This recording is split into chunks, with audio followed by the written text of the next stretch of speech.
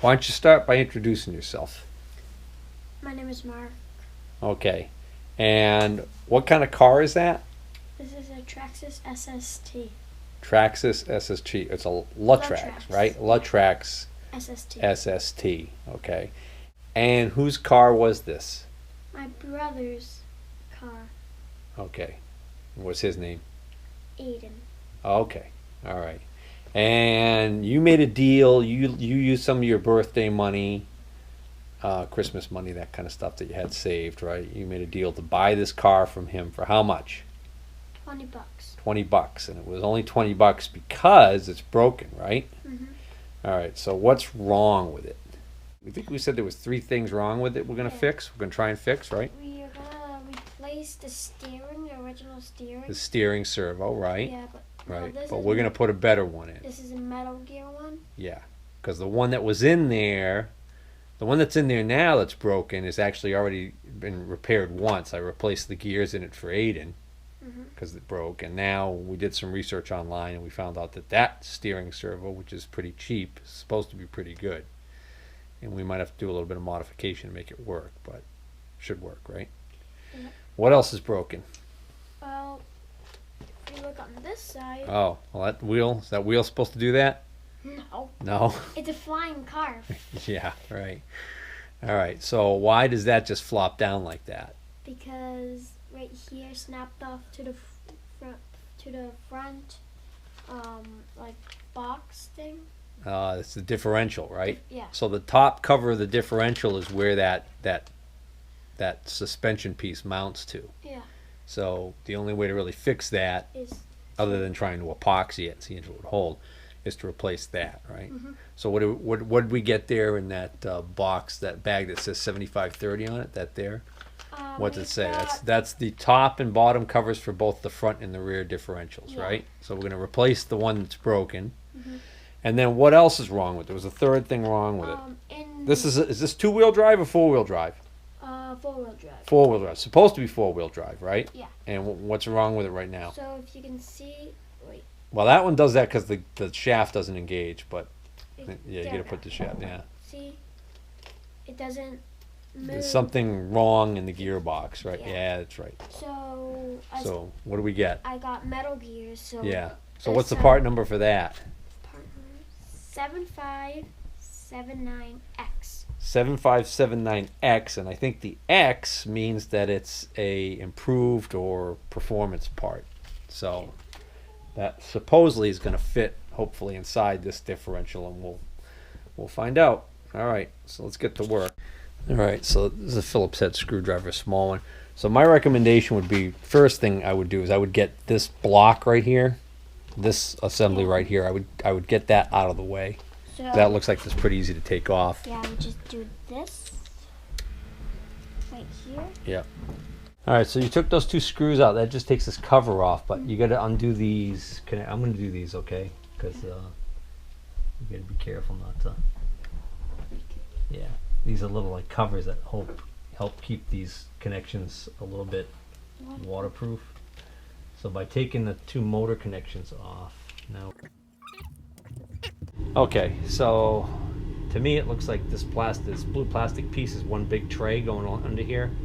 So I think if you take out these 2 screws, that screw, and that screw right there, Yeah. hopefully that whole thing will come out. All right, so this is kind of coming back to me now from memory, but I don't think I ended up having to actually take this blue part off to get to the steering servo. There's 2 screws that come up through the bottom of the car that actually hold that servo in place. I don't remember how this black thing is on there. That's the one that's holding it into place. You think those screws go all the way? Oh yeah, I see. They go all the way through it, huh? Yeah. All right. Well, why don't we do that? Hold on. Let's get this out of there. Let's try that. So those are the 2 screws there for the servo. And did this too. Why did he do that? I don't know. So he lost that screw? And 3 up here. Well, what did he do with those screws? I don't know. Oh, all right. We're never going to see those again. Never. So we're going to have to undo this linkage. I remember that. This was a pain because the screw's so tiny. So let's get this out of the way. Yeah, if I recall correctly, I didn't have a wrench tiny enough to fit that. So I think what I ended up doing was just using pliers like this and just doing it like this. Can I do some? See if it's working. I think it is. Well, you keep working at it like that. I'll see if I can find any tiny wrenches. All right, so we got the steering servo out, but now I need to disconnect it completely. Before, I think I just had it like this, took it apart just like this, and put the new gears in it. Well, we've got to get this completely disconnected, so there's this weird foam tape on here that holds this on. There are 4 channels on this receiver here, the 2.4 gigahertz receiving unit, or whatever they call that thing. See, there's 4 channels. There's one empty there. Yeah. There's one there for the speed control.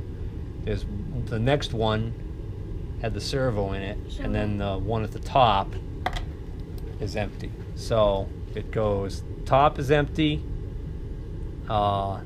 Next one down is the steering servo, then the speed servo, and then another empty one. If I had my glasses, I could tell you what channel it is because they're actually labeled. Right here is channel 1, Yeah. What does it say? CH1? CH1, and then the second one up above it, where the steering is channel 1 again. Then this one right here is channel 2, and above this one is channel 3. That's weird. All right. I don't know why it would be labeled that way. Can I take this apart to see what's in it? Yeah, sure. Might as well. It's junk. I'm not going to bother getting new gears for that one. Well, unless we unless for some reason we can't get that new one to fit in there, but supposedly it's gonna work. I can't. The screw. Well, let me see. It's too small. Oh, those are really small ones, huh? Well, all right.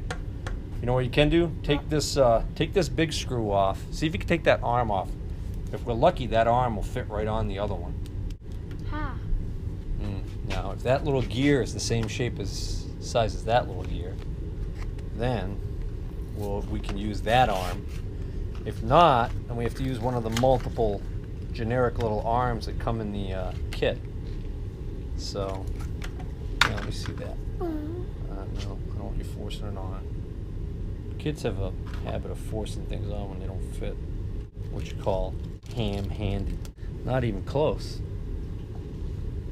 Look how much smaller that is. Oh yeah. That's a lot smaller. So we're gonna have to recreate this little arm with something from here. Dad, did we tell the name about what's this new servo is? It's the Servos SH-0257MG, and the MG stands for Metal Gears. All right, so they give you, see, Mark, they give you all of these little pieces here. Because these servos don't just do steering. In other things, they do other jobs, like in some planes, I think they use them for parts of the wing and other controls. So, depending on what job it does, you might want a different kind of arm. Like this one here clearly looks like it's made so that it can activate 4 things at once. So what we want is we want something as close as possible to this arm. So this has 4 arms and it's too short, so that's out. The round one's out because you can't physically mount this on its side with that one on there. So it's going to be one of these 3. We could use this one if we cut the bottom half of this off, but that's a lot longer than it needs to be, so we'll skip that one. That leaves this one. If we cut the bottom off of this one, that looks almost perfect if we use the top hole. See it? Yeah. Why don't you just... I don't like how, see how big that hole is on there? Yeah. For that part to go through, we're going to have to enlarge this hole quite a bit. Okay. You know? And when we enlarge that hole as big as this hole, we'd be lucky if there's any plastic left there at all. It'll be very weak. And the same problem with this one is, now that I think of it. So maybe we will use that. You know what? We're going to use that other one. We're going to use this long one right here. what we're going to do is we're going to use this long one, and I'm going to modify it. I'm going to cut it down shorter. Mm-hmm. I'm going to cut off the whole bottom here, and then I'm going to cut down this part shorter Mm-hmm. after I locate and drill this hole larger, because this is wide. See, this plastic is wider here, Yeah. so there'll be more plastic left behind to keep it strong. Okay. After we do While it, you're doing that one. and then you see how this is offset. This one's not going to be offset, but it's such a small offset. I don't think it's going to make a difference. What? I said here. No, what were you going to say? You were going to While do you're what? doing that. Yeah, Aiden found one screw. I put it back in, and consequently, it's the screw. It's one of the screws that hold the differential in. So it's kind of important that we have those. Yeah, and Yeah. What? while you're doing that, want me to take off? No. You know what? We're gonna finish this steering servo repair and fix all that first before we even start taking this apart. That way, we'll have that many fewer parts laying around on the bench. Because if you take this apart and you put the parts here, and I take this apart and we get this all apart, then when we go to put it back together, it's going to be harder to figure out which screws go where and all that. So, Yeah. all right. Okay. So let me find something to modify this. I've got these Fiskars shears. These are actually pruning shears, but I use them for cutting hose and stuff like that. I'm just going to cut. This is the side I'm going to cut off completely. But instead of cutting it up close like this, I'm going to cut it back here first because I want to see how this material cuts. If it cuts easily, or is it more brittle? It cuts easily. That's good. Yeah. So that'll be easy to cut this.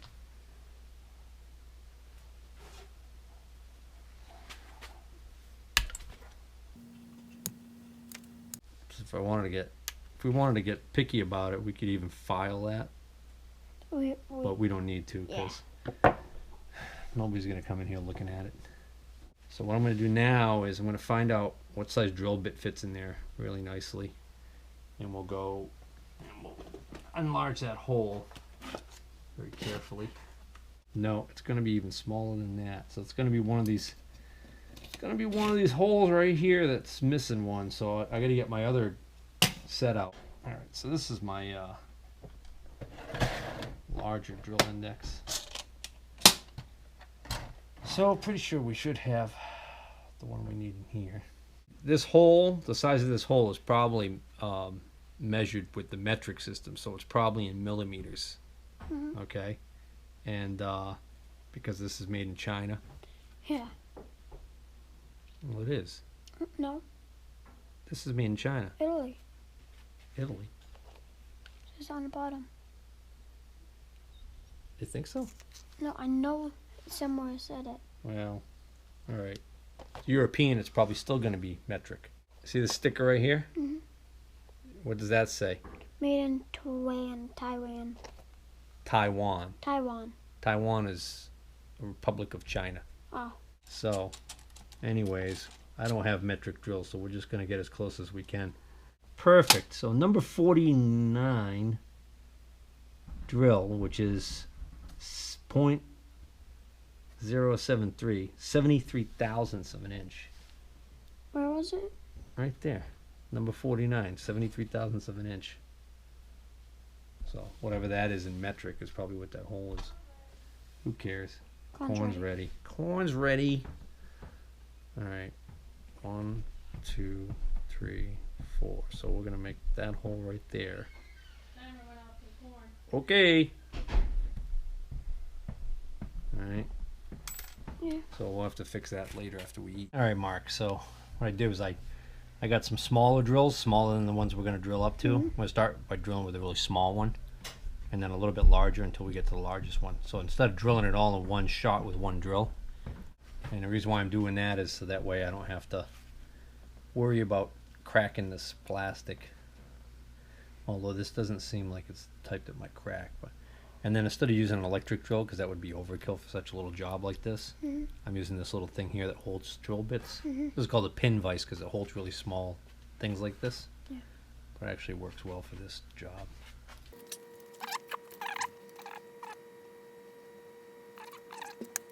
Well, if we had more time, I'd grab my digital micrometer and my digital calipers and measure it.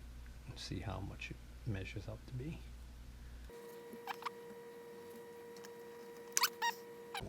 Can I do this one? Huh? Can I do this one? Yeah, sure. You want to try it?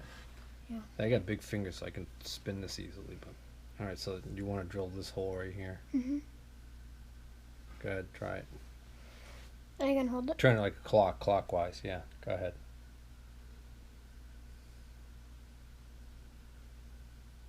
Oh, it's slipping. All right. Sometimes it's tight enough to slip.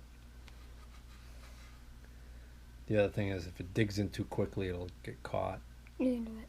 All right. It's a little burr of plastic in there. See it? Mm-hmm. That's what's causing the problem.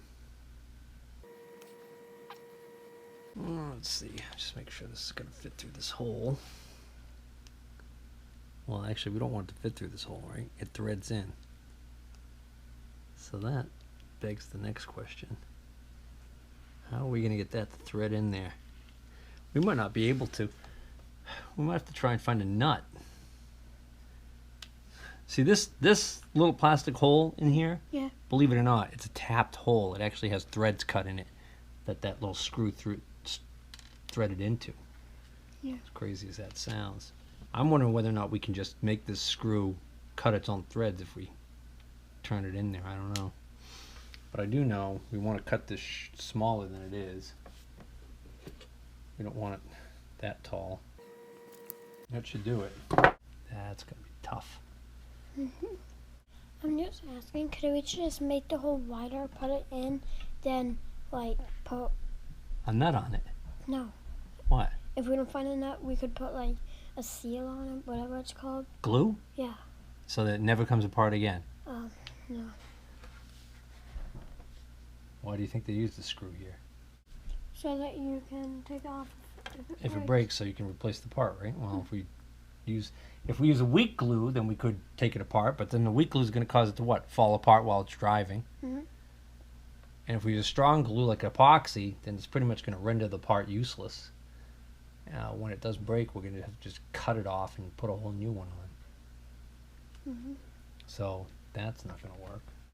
Well, I think you're in luck. I was able to actually get this to start screwing in. So the plastic is so soft that it's actually the screw is cutting new threads. That's it. That goes in like that. All right. Now let's turn our attention to the mounting of this thing. So this cover basically went over this thing kind of like this, right? Yeah. All right, so now It's gonna be a little bigger. hope not. Ooh. Just made it right. Well, it's almost, no, it's like a perfect fit. Hmm. Well, it's funny because I thought some of those people we saw in the forum that talked about this, I thought they said you had to modify something. They were talking about making the screw holes bigger, but the screw holes in here are actually for the screws that go into this original bracket. So that can't be what they were talking about. They must have been talking about maybe another application. Maybe there's another car that another car that uses this servo. Actually, you know what I think they were talking about? They were talking about this servo is used to switch a transmission from high to low in some of the bigger cars, like trucks or something, I think. And that's probably what they were talking about. I mean, really, who cares, really? Yeah. This fits. That's all we care about. All right. Next question is going to be, how's the alignment of this supposed to be? So it almost seems like, to me, it should be even forward, even further. And I'm also assuming that that right now it's in the neutral position. Yeah. Well, if that's the neutral position right there, then you can see that the wheels right now are turning. So this should be more like this. So that arm should be forward a little bit more. So let's move it. Let's move this one tooth more. Huh? I I need to go to the bathroom. Oh, alright, go ahead. I'm not gonna come back down, okay? Yeah, it's getting late. Yep. Good night. Alright, I'll finish this for you. Yep, thank you and good night. Yeah, you're welcome.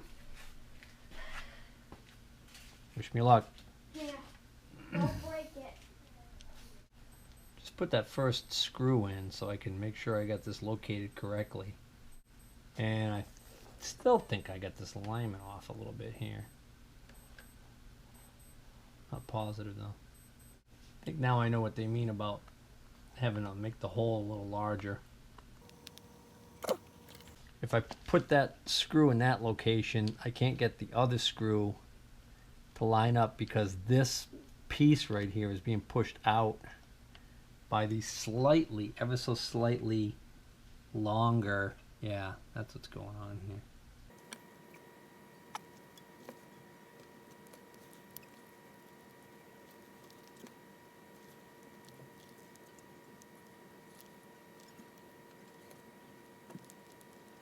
Okay, so I got the servo in. I didn't have to enlarge any holes or anything. What I did was I got the screw in for the front mounting hole, and then I just pushed on the plastic piece on the back here with my finger and looked through the hole and pushed until I could just see the edge of the hole and get the screw started in it. And once I screwed the screw in, it pulled it right into place. So that all looks good. The steering, that geometry is not so great. That must be why that arm has a little offset in it on the original one. But plenty of people have done this modification of putting this Metal Gear steering box in these and had success. And it looks like I'm getting the range of motion we need. More to the right than to the left. If I have to go back and revisit that alignment, I will, but I don't know if that's going to be that much of a difference. There's a steering trim adjustment on the remote control. They've got this little turnbuckle right here that you can, this universal joint right here with a threaded rod that would obviously let me lengthen this rod as necessary or shorten the rod. But what's a pain about that is, in order to do it, you've got to completely undo this end, rotate it to lengthen it or shorten it, and then reattach it to check the alignment. So, alright, so that completes repair number 1.